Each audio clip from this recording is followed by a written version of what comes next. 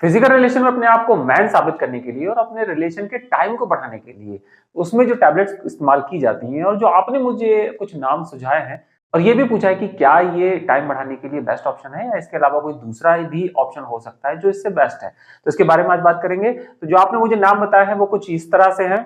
वो है Suhagra, Viagra, Suhagra force भी आपने पूछा है कुछ लोगों ने, जिसमें डिपॉक्सिटिनिन सिल्डेनाफिल का कॉम्बिनेशन रहता है। इसको फिर किसी और वीडियो में मैं अलग से एलोबरेट करूंगा। ये कुछ अलग तरीके की कंडीशन में ली जाती है। And very popular Manforce. इसके अलावा भी आपने कुछ अलग ब्रांड भी देखे होंगे जो मेडिकल स्टोर के बाहर एडवर्टाइजमेंट होता है, पावर अप, हॉर्स पावर, 500 इस तरीके के। तो इनमें जो साल्ट इस्तेमाल होता है सिल्डेनाफिल, इसके कुछ साइड इफेक्ट्स रहते हैं और जिसकी लोग कंप्लेंट भी करते हैं इसको लेने के बाद। बट इससे बेटर ऑप्शन के बारे में जो आपने पूछा है उसके बारे में मैं आपको बता दूं कि अगर इससे बेटर ऑप्शन आप चाहते हैं तो वो होता है टनालाफिल का, जो दूसरे अलग अलग ब्रांड्स में अलग अलग नामों से भी अवेलेबल रहता है। अब बात इस पर कर लेते हैं, जो टैबलेट्स का आपने मुझे नाम बताया जो बहुत पॉपुलर रहती हैं, हर मेडिकल स्टोर पर आसानी से उपलब्ध होती हैं, वो जो है उनके क्या मोड ऑफ एक्शन रहते हैं टैबलेट्स के, तो उनको हम तीन कैटेगरी में बांट लेते हैं। तीन कैटेगरी में आप अच्छे से समझ पाएंगे कि जो इस टैबलेट को लेते हैं तो कितनी देर में इसका एक्शन शुरू होता है, दूसरा कि कितनी देर तक इसका असर रहता है, तीसरा कि अगर आपको दोबारा टैबलेट लेने की जरूरत पड़ रही है, जो ड्यूरेशन था उसमें आपका रिलेशन नहीं बना, तो कब आप टैबलेट ले सकते हैं। तो देखिए सबसे पहला पॉइंट जो इसमें है कि कितनी देर में इसका एक्शन शुरू होता है, तो 15 से 20 मिनट में या आधे घंटे में इसका एक्शन स्टार्ट हो जाता है। और उसके बाद जो रहता है कि कितनी देर तक इसका असर रहता है, तो असर इसका लगभग ऑलमोस्ट 2 से 4 घंटे तक रहता है। तो 2 से 4 घंटे का एक्शन का मतलब ये है कि आपकी जो प्लानिंग है वो इस तरीके की होनी चाहिए कि आपको 2 से 4 घंटे में ही मिलना है, यानी इतनी बेटर फ्यूचर प्लानिंग से आप मिलेंगे। साथ ही साथ अगर आपका मान लीजिए उस 2 से 4 घंटे में मिलना नहीं हुआ, तो फिर ये क्वेश्चन आपका जो तीसरा वाला है कि कितनी देर में हम दोबारा ले सकते हैं। तो 12 घंटे से पहले आप इसकी दोबारा डोज नहीं लेंगे, 12 घंटे में सिर्फ एक ही डोज इसकी ली जाती है। तो अब इसमें ये रहता है कि मान लीजिए आपने इसकी डोज को लिया और उसके बाद आपकी प्लानिंग फेल हो गई और या वहां पर कुछ ऐसी कंडीशन बनी आप नहीं मिल पाए, तो वहां पर इसका 2 से 4 घंटे में असर खत्म हो जाएगा और फिर वहां पर आपको अपना इस प्रोग्राम को पोस्टपोन करना है। जितने भी आपने नाम मुझे सुझाया उन सभी में यही कंडीशन लागू होगी। बट ये एक चीज का ध्यान रखें कि ये रेगुलर बेसिस पे इस्तेमाल की जाने वाली टैबलेट बिल्कुल नहीं है, ये कभी कभार एंजॉय के लिए इस्तेमाल की जाने वाली टैबलेट है।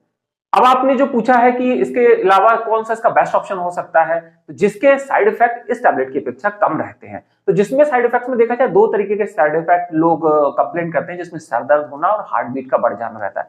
तो वो देखा जाए तो टनालाफिल टैबलेट में बहुत ना के बराबर रहते हैं।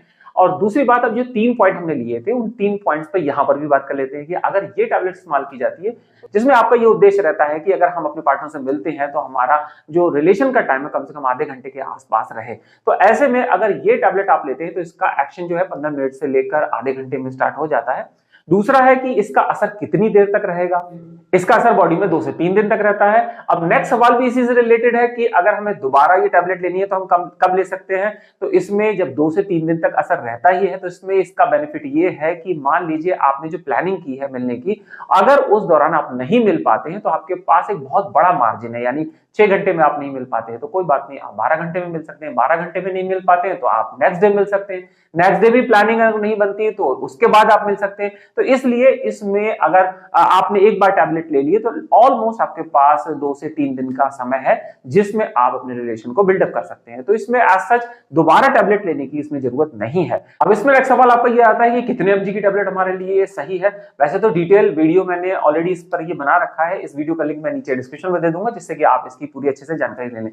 बट ऑन एन एवरेज अगर देखा जाए, हम एक एवरेज एज की भी बात करें तो उसमें ऑलमोस्ट 5 mg की जो डोज होती है वो परफेक्ट डोज है, क्योंकि इसमें भी आपको मोड ऑफ एक्शन वही मिलेगा जो लगभग 10 mg की टैबलेट में मिलता है, क्योंकि ये 2.5 mg में भी है, 5 mg में भी है, 10 mg में भी है, 20 mg में भी। तो आप इसकी हाईएस्ट डोज पर ना जाएं और ये ना सोचे कि ये इसकी हाई डोज लेंगे तो वो ज्यादा बेटर होगी। इसमें एक्सपर्ट्स के अनुसार 5 mg से लेकर 10 mg के बीच में ही रहने की आपको सलाह दी जाती है, that is the best choice. और उससे ज्यादा हायर mg पर ना जाए, और उसके बारे में अगर आप सोचते भी है हायर mg में तो फिर आपकी एज, आपकी कंडीशन तो उसके लिए एक बार बात करना जरूरी है जिससे कि आपको किसी तरह की कोई दिक्कत ना हो। वेल, इसके अलावा अगर आपको कोई डाउट हो तो कमेंट करें, और बहुत जरूरी अगर बात करें तो आप मुझे कॉल मी फॉर एक पेड कॉलिंग ऑप्शन है जिसके थ्रू आप मुझे कॉल कर सकते हैं और अपने डाउट को क्लियर कर सकते हैं। तो मिलते हैं नए वीडियो में। Thanks for watching, see you next video and bye bye.